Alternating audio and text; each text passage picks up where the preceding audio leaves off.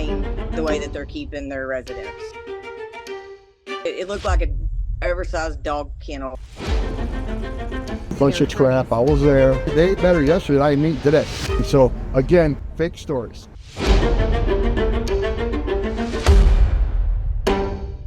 Well, it may get a little harder and a lot more expensive for people from certain countries to visit the United States. Consistent with Executive Order 14159, beginning August 20th, nationals of Malawi and Zambia applying for B1, B2 business and tourist visas will be required to post a bond of up to $15,000.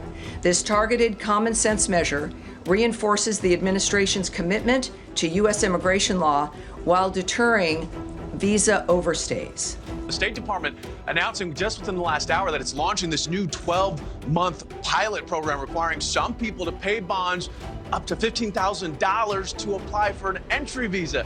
So it's aimed at making sure visitors who come for tourism and business don't overstay their welcome in the United States. The program focuses on travelers from countries who historically have a high overstay rate in the U.S.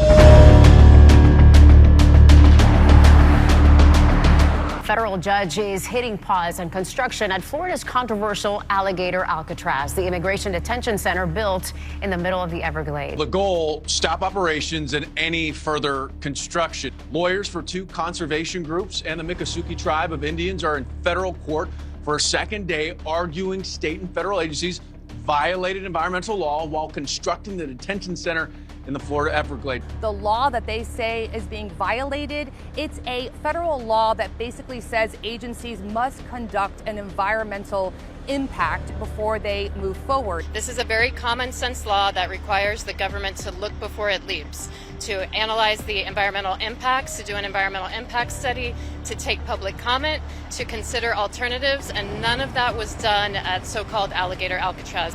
We have been working for a month and a half to get public records, to get details on what is happening at this site, who's in charge, what harm has occurred. We've cobbled together evidence just through our own shoe leather and hard work, but the state and federal government should have analyzed this well ahead of time and allowed the public to provide input. These are our public lands out there, so it speaks to the point of what didn't occur. When you stand outside this facility, even at the intersection, there is huge trucks coming in and out because there's no running water and there's no power line. So everything has to be trucked in and out, which is also a risk of sewage spills. It's a risk of diesel spills. So the environment is not conducive to that type of heavy use based on not just federal environmental law, but of course, billions of dollars that we've invested as Floridians in protecting and preserving the Everglades. Today's ruling allows the facility to keep operating and holding detainees for the next 2 weeks, but no new construction work is allowed. Environmental groups and the Miccosukee tribe brought the lawsuit in June, arguing the site violates federal environmental law. I thought it would get better, but it never did. This is Lindsay, and this is how she describes what she saw when she spent a week working at the controversial Alligator Alcatraz. It's inhumane the way that they're keeping their residents. It looked like an oversized dog kennel. She says each tent had 8 large cages. Each pod holds 35 to 38 inmates. They have bunk beds in them. Do the math, and that means each tent holds close to 300 detainees. They argue that detainees at Alligator Alcatraz are in inhumane conditions, including flooded facilities, spoiled food, sweltering heat, and that they have limited access. Bunch of crap. I was there. I walked through the detainee facilities. I walked through the medical facilities. I walked through the cafeteria. I had them show me what can we feed these people today. I saw the lunch what they fed them. They ate better yesterday. I didn't eat today. I looked at what they're giving them for dinner. I did it just so I can push back on the fake media stories here.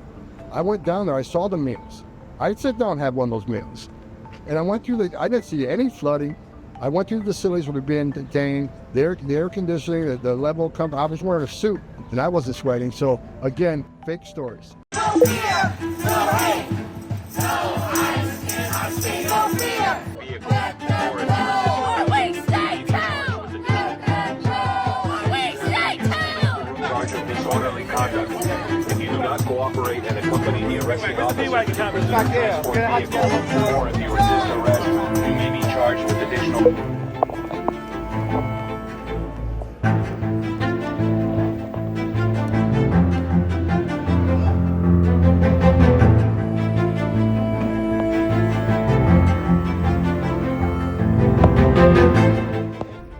up.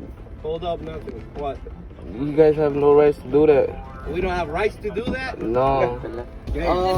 Wait. Wait. Get back. You can't grab me like that. You can't grab me like that. Okay. Put your down. Wait, that's not how you arrest people. Get on the ground. That's not how you arrest people. Get on the ground. Now, on the ground. All right, but you're not On the ground. All right, hold on. All right. Hey, what you guys doing? That's not how you arrest people. If y'all gonna arrest people, y'all gotta arrest people regular. What y'all doing, bro? Hey, Kevin, no resiste. Yeah, no resiste. What am I doing? Hey, Kevin. Hey, y'all can't. Get on the ground. All right, bro. You can't be doing that. I'm from here also. Get on the ground. Bro, what y'all doing, bro? Our recruitment efforts to hire 10,000 new ICE officers has been extremely successful, Lawrence. As of today, we have over 80,000 applicants for those 10,000 positions already. People and patriots across this country that say, we want to join, we want to help and be a part of this effort. It's overwhelming. And the other thing, Lawrence, I would say is we've removed any of the age barriers. We no longer have a cap on how old you can be or you can continue at age 18, sign up for ICE and join us and be a part of it. We'll get you trained and ready to be equipped to go out on the streets and help protect families. An 11-year-old and her mother are not alive today because of Governor Murphy and sanctuary city policies. In April and March of this year, this criminal illegal alien was arrested for DUI charges. Had we not had those sanctuary city policies in New Jersey, our ICE law enforcement could have worked with New Jersey law enforcement once he served his time to detain him, arrest him, and deport him. Instead, he was released back onto New Jersey streets to commit heinous crimes like this one.